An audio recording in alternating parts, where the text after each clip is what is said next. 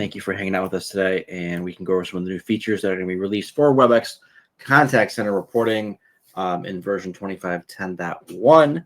I'll just quickly go through the list. There isn't a ton. A lot of this is kind of like high-level stuff, or like doing with working on the user permission side. So we'll kind of go through it. Starting from the top of my list. Everything. So starting from my top, it's a lot on the data visibility side. So I'm going to go ahead, go to settings and user accounts and groups. So now for systems that have Webex Contact Center, I'm going to call it Contact Center or calling Contact Center enabled. When you go to create a user account, you scroll down and select your Webex platform. There are now two sets of toggles for your Webex organization. So each one is going to have a toggle, one toggle for Webex calling, and then a new toggle in 25.10 for Webex Contact Center. So you can limit access to one or the other. So if you want to have a user have access to Contact Center, not calling, or calling on Contact Center, or you want to have that, want them to have access to both, you can do so. The Contact Center settings are very similar to the other platforms that we support: Webex Calling, Call Manager, Teams, or Zoom.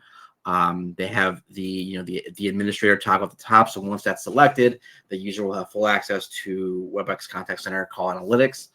If it's turned off, then you can select either restricted data visibility, give them access to reporting, or call history search. The two separate toggles here. If you want them to access reporting or call history search, or both. And then if you want to restrict their data visibility, or what they can see, what they can report on, we have a couple set of toggles and some drop downs that are unique to this platform. So view as own agent and view as own team. We have a couple of these dispersed through the different cluster types. They're also out there for the ones that I always think of are UCCX. So view as own agent means if you have like an agent and you're giving them access to the software, they can only see their own data. So any call that's part to or from their extension or their agent. So what this does is the requirement is that and Trey, correct me if I'm wrong, the username in here has to match the agent name as it appears in Webex Contact Center. So we take that name, we match against that agent name, and then all their data that they query is limited to that agent name. View as own team, we take it one step further, and we take that agent name, and then we see what team they belong to.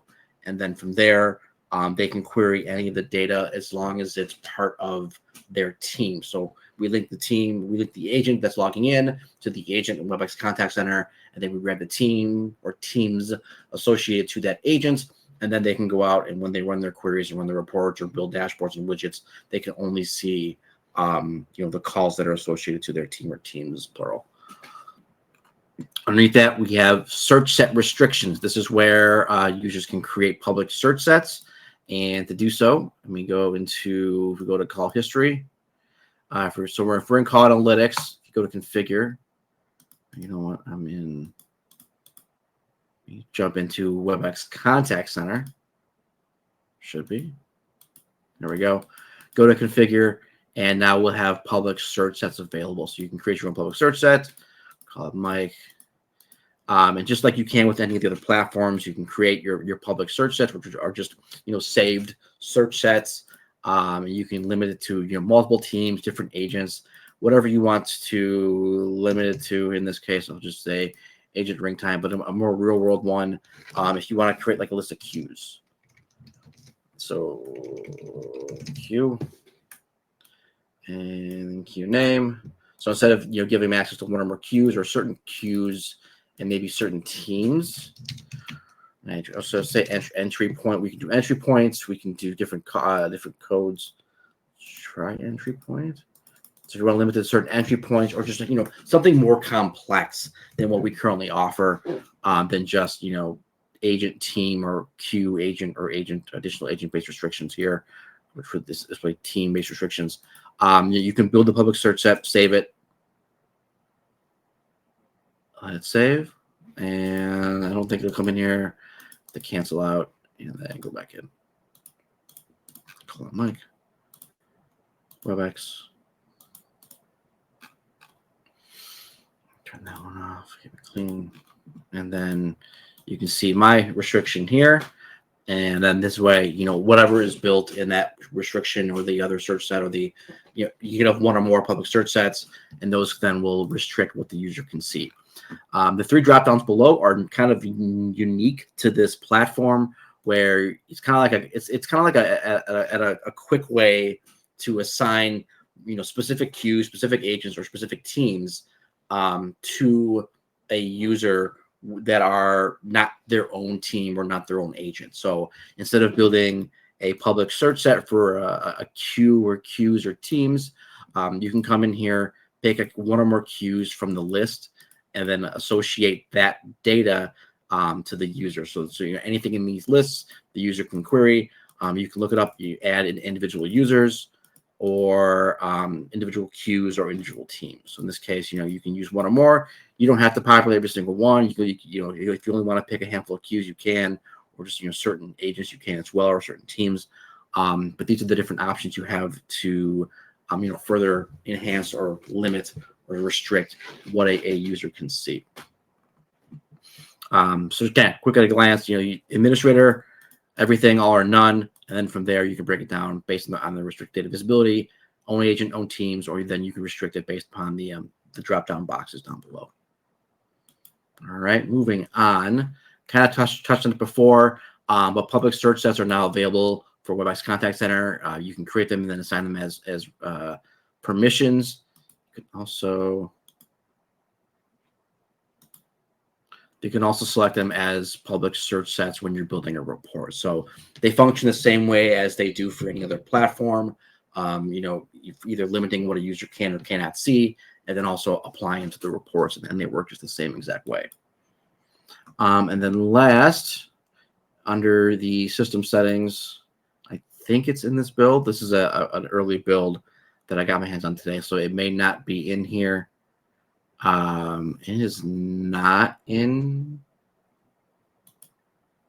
No, it is not in here. But coming. Oh wait, never mind. It is in here. I'm in the wrong menu.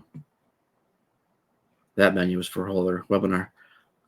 Down here will be. Scroll down. It is not in this build tray. Oh, wait. I'm still scrolling. It is in this build. Settings, not the repository. I had to keep going down. Down here, Webex Contact Center widget settings. So these are the settings again for the administrator or for the Variphy folk on the webinar. This is where you can configure the rolling time period window, the way that the data is cached, and then the time limit as well. So we have these available for every other platform. These just are making it now for Webex Contact Center, so you can kind of more for performance reasons. We have like a rolling cache window where we're keeping, like if you have like a widget that's like looking at the last 2 weeks worth of data, there's no sense in querying the data for the full 2 weeks or re-querying it every couple of seconds. And the cache window is just looking at how far back we want to keep refreshing when we look at the widget data. And then there's different ways of caching, whether it's in app memory or the file system, and then the limit as to removing unused entries from the data cache. So I think that kind of, at a high level, kind of covers a little bit of everything that's coming out for Webex Contact Center. Just kind of recap, data visibility restrictions, whether it's like agent, team, public search set, or viewing as like a person's own agent or team. And then the user permissions, public search sets are now available in Webex Contact Center, and then the dashboard widget settings, which had a hard time finding, but they are right here in the application menu as well. So Trey, I'll punt it back to you unless there's any questions or QA. Yeah, not seeing anything in the chat here today. Pretty straightforward, efficient job from you, I must say. Thank you. Excellent.